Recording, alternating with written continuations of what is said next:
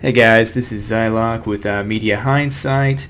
I'm here today to bring you my pet witch doctor build. I've been working on this since the initial release of Diablo 3 and have been thoroughly enjoying the changes to Reaper of Souls and the latest patches. They definitely buffed the witch doctor's damage considerably for almost all of his abilities, especially his pets. Initially, when Diablo 3 came out, running a pet build wasn't very viable. You really couldn't go into the harder difficulties. Inferno was ridiculously hard unless you had absolutely the best gear in the game, which that was the only place you could get it, so kind of made it ridiculous. In Reaper of Souls, they definitely added a lot of new items that really buff your monsters and also allow them to attack faster, do more damage, stuff like that. They've also added some interesting runes and some interesting passives that also change up those abilities as well. So let's start. Let's go over my build real quick. My 6 abilities I have set up: Reign of Toad, Plague of Toads. I use this mainly just to proc Fetish Sycophants. You can have up to 13 of these little guys, and they run around and they do, I think it's 130% weapon damage. And I pretty much have about 10 of these guys up all the time. They only last 60 seconds, but when you're proccing them, every time you attack with Plague of Toads, it attacks so rapidly that you'll have at least 10 of them up, probably all the time, which is huge. I think probably the only problem with this ability is that you'll have so many of them on top of your other pets too, that if you're fighting an elite or something like that, they'll actually get in the way of your more powerful summons and actually reduce your DPS, because the Gargantuan, he's got really bad AI. And sometimes doesn't really go for the more powerful enemies, or will just stand around and do absolutely nothing, which is ridiculous. But we'll get to him in a second. My second ability I use is Piranha's Paranado. Great crowd control ability.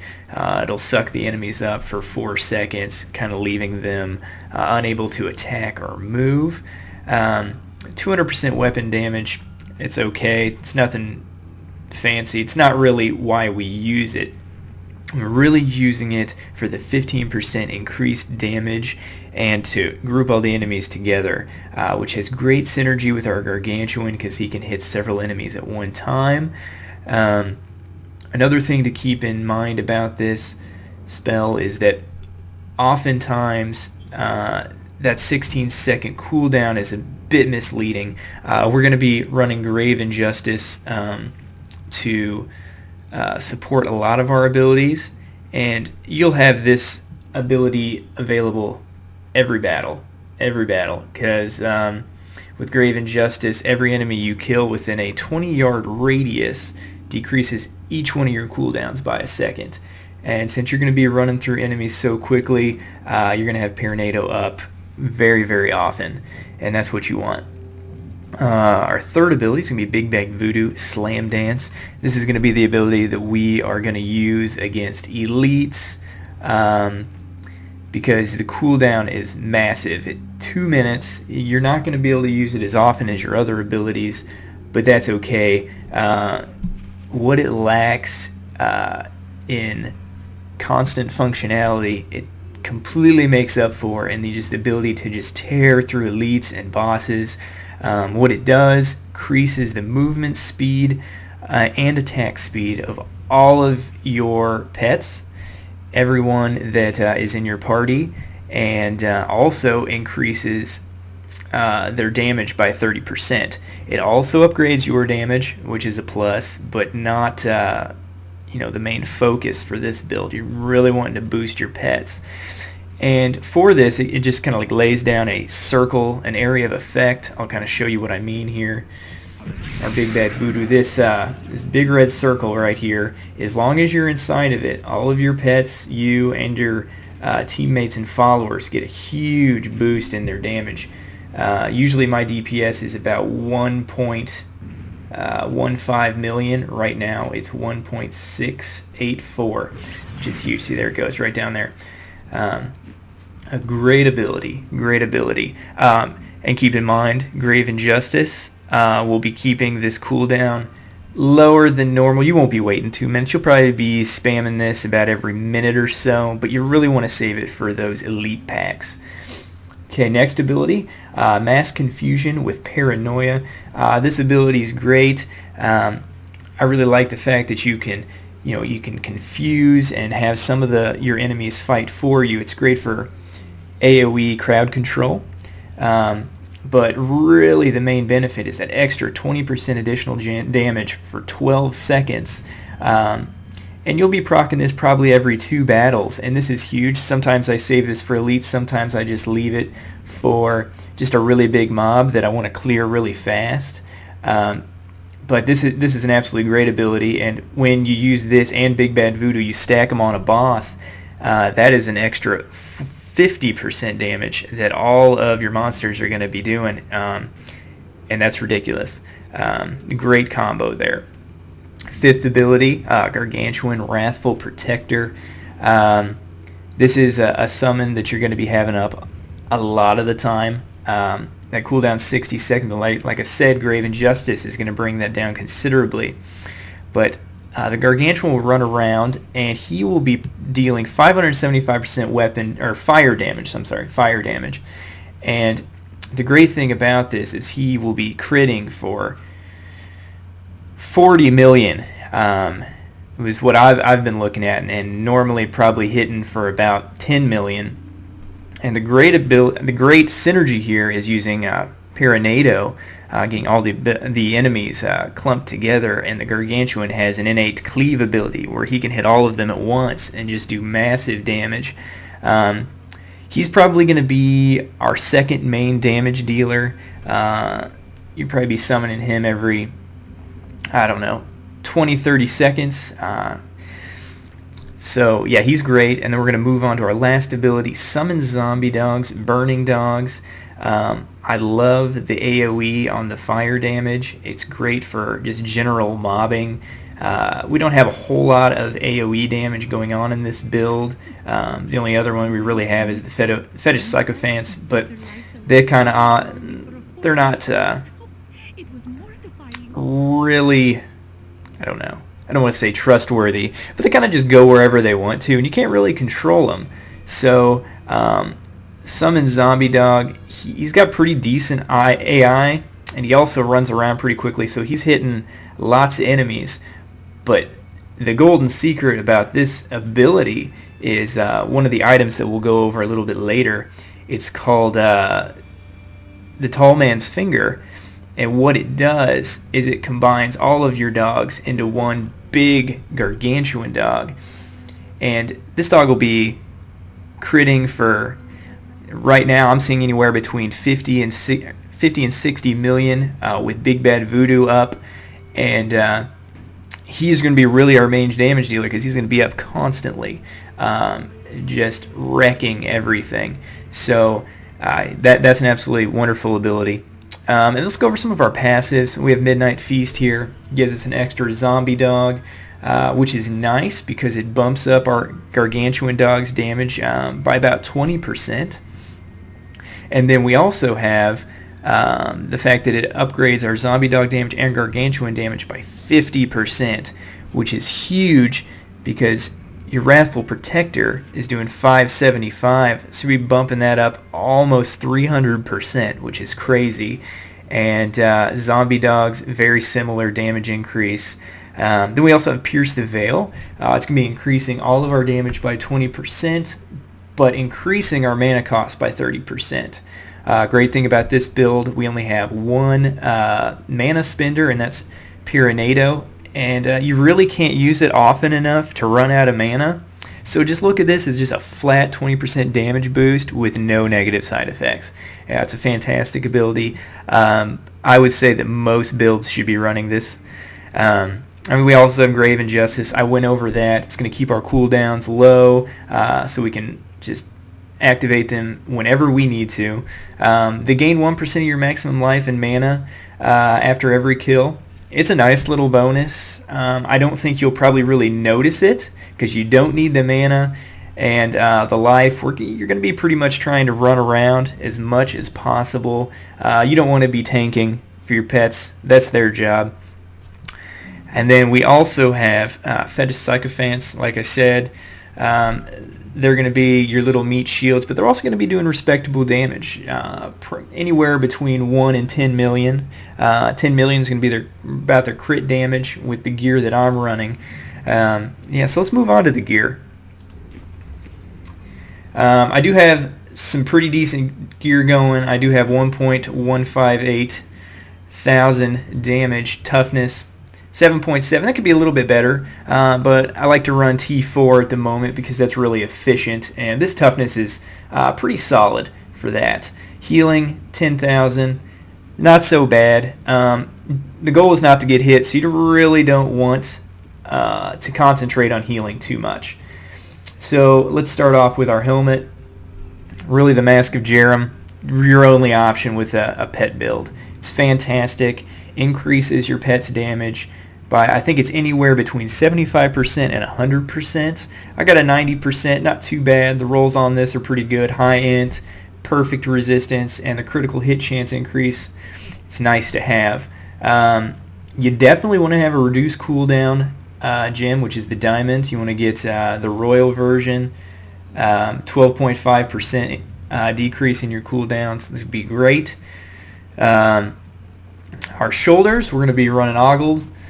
They're decent intelligence, decent vitality on there. The cooldown's alright, but the increased summon zombie dog damage is a real boon right there. 13%, it's going to make him hit even harder. I'm running 3 pieces of this set because the set bonuses are amazing. 2 set pieces are going to decrease the damage from ranged and melee damage by 7%. So basically just, a nice passive toughness boost. You don't see it reflected in your toughness, I don't believe, but it's great anyway. But the 3 sets where you really want to be at. Reduces damage from elites by 15% and increases damage against elites by 15%. So those elite mobs, champions, and bosses, you're going to be doing a heck of a lot more damage to them, and so are your pets, which is great because they get these bonuses added on to them. Alright, so let's move over to my amulets. Mara's Kaleidoscope. This is a pretty awesome amulet. I could probably only think of a couple others that would be better. I'd like to get physical damage on one of these. But I got a high int, high vitality roll, and nearly perfect critical hit damage and critical hit chance rolls. The prevent all poison damage taken and healing myself for 12% of the amount prevented. That's fantastic. Those green acid pools that a lot of elites put on the ground. You can just sit in those and heal all day, which is really nice. It's not going to heal you enough to keep you alive if you're just getting attacked from all sides, but it's nice to not have to worry about it. That's how I feel about it. So that's actually a really good amulet. Chest, Ogild's Rule.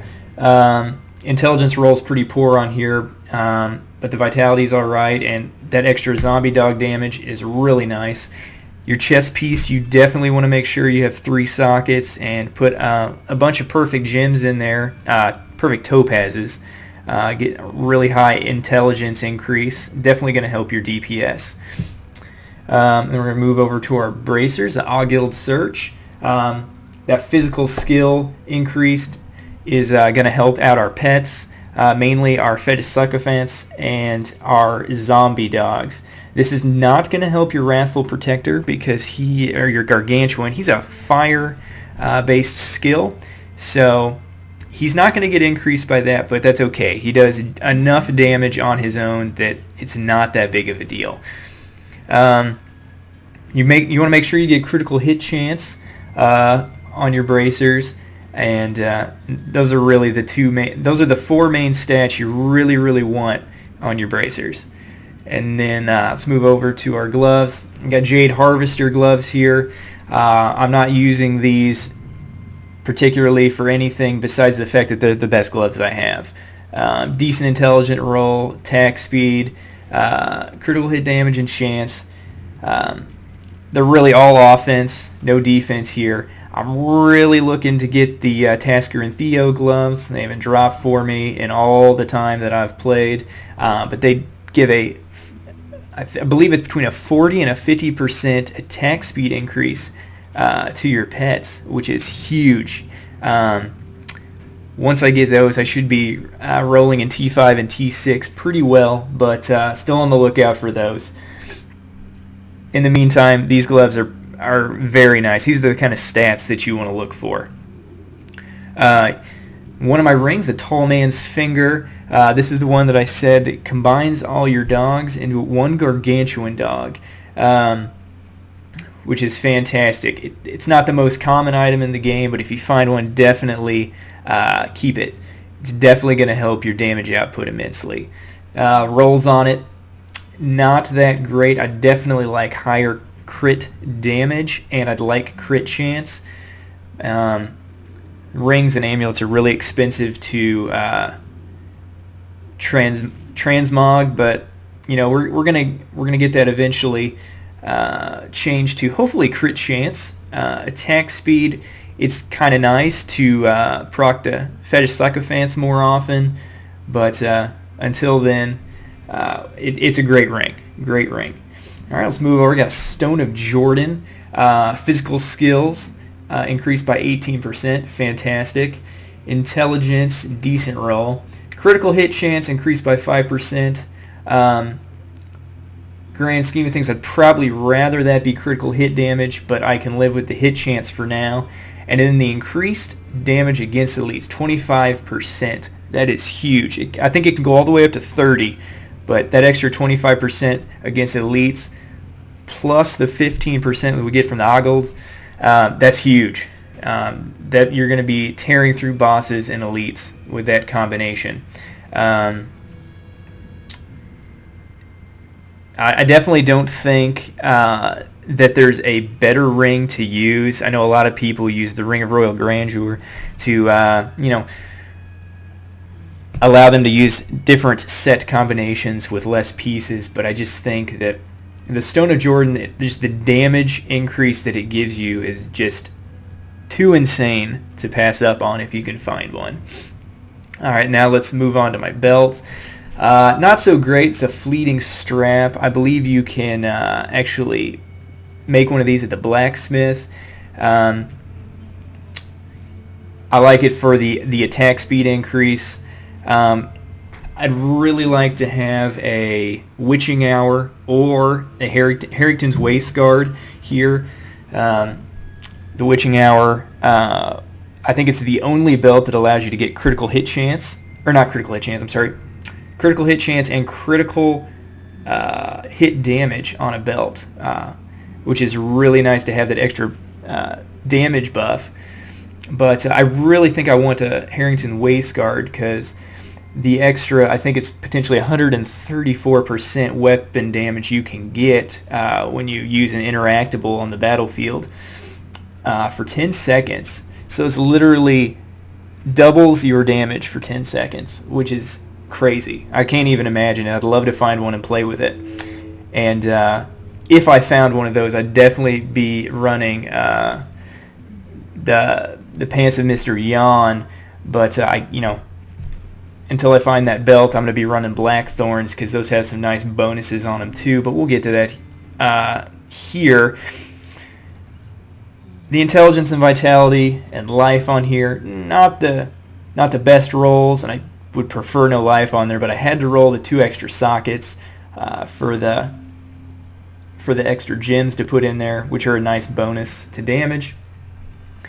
The set bonus with the boots and the pants, 250% vitality.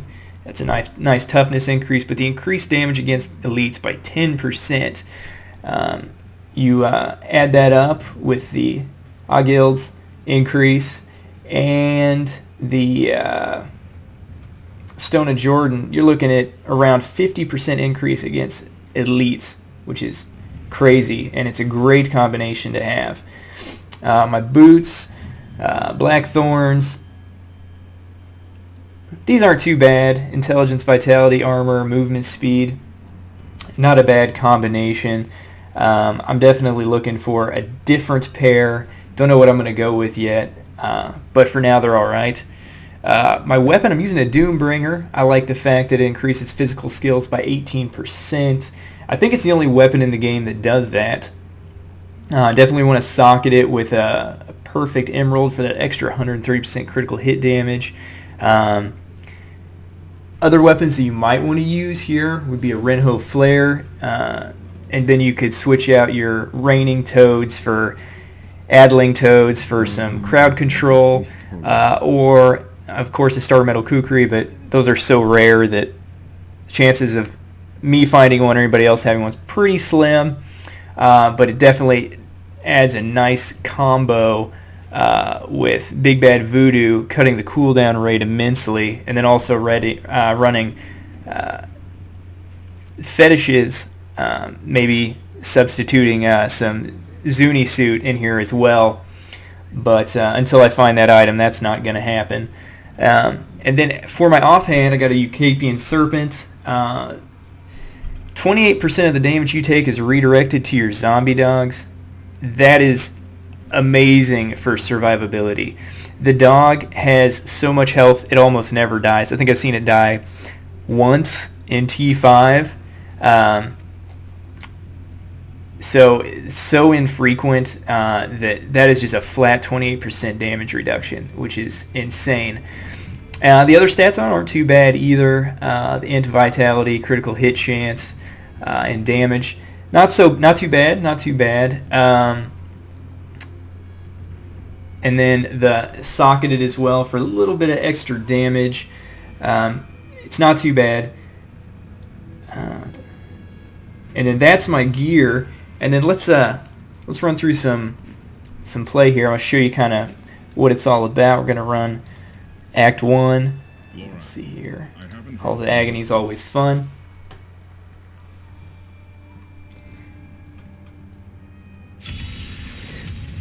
Start off with, you're always going to want to summon your Gargantuan Zombie Dog. He's going to be doing a lot of damage. You want to use your Paranado at the beginning of every battle to debuff your enemies for an extra 15% damage. And as you can see, I'm using Rain of Toads here, and I have a few fetishes right now. Looks like I got maybe 7 or 8 of them already, which is huge, because they're going to run around and see this crit for about 9 million damage. Really good damage here.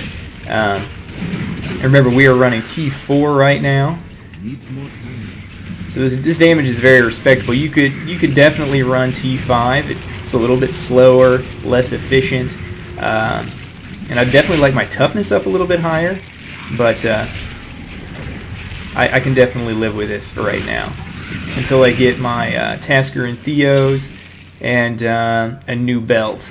That's when I'll definitely jump up to T5. Hoping to find an elite pack here shortly. These trash mobs are dying pretty quickly. There's one right there. So what we're going to do, pop our Big Bad Voodoo and our Gargantuan, Paranado, and then just sit back and just watch him melt.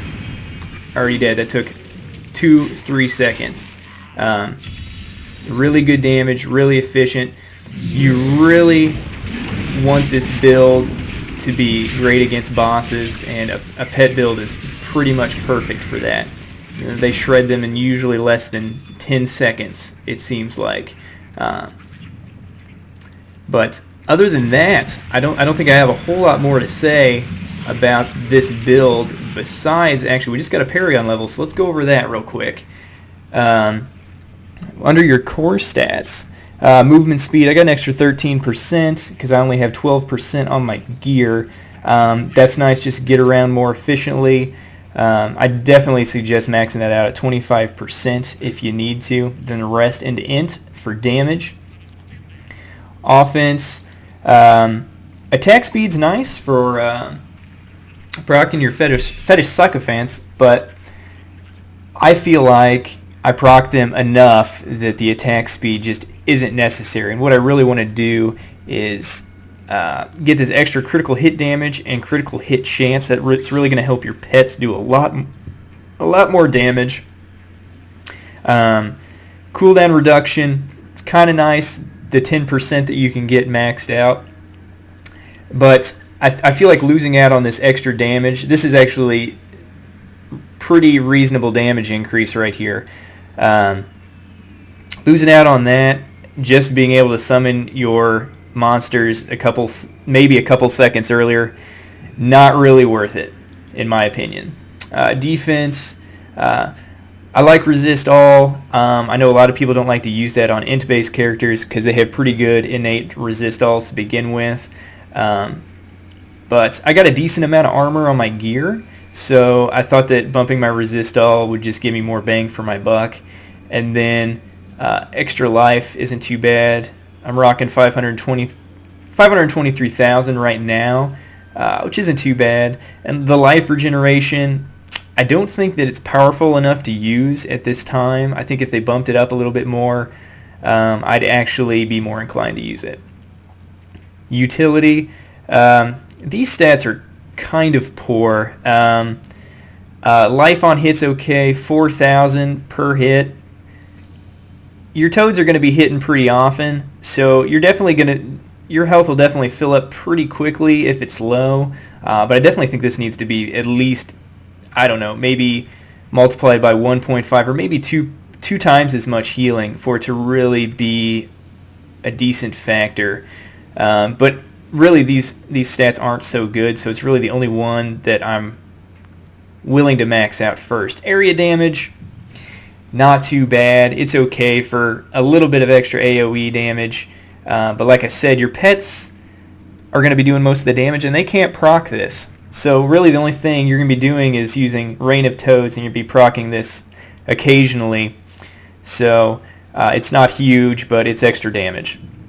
Resource cost reduction, it's worthless for this build. I know it can go up to 10%, but we never get low on mana because Paranado is the only one that uses mana, and it doesn't even cost that much. So because I have 11,000, it costs with Pierce the Veil added on, it's almost about 300,000, or not 300,000, 300 mana. So definitely not worth investing in that. And then gold find, that's okay if you're poor, and then you need to find a little bit extra gold. This maxes out at 50%. I'm a little poor right now, but I don't find it that useful most of the time. So that's my pet build. It's pretty fun. I really like it. Harkens back to the days of Diablo 2 and the Necromancer. I really enjoyed that. I'm glad that the Witch Doctor's really come into his own within some of the later patches of Diablo 3, Reaper of Souls. So you guys have a good day. I hope you enjoyed. Like the video, leave a comment. I'd definitely like to hear any critiques to my build you guys may have. Also, subscribe if you like. I'll talk to you guys later. Bye.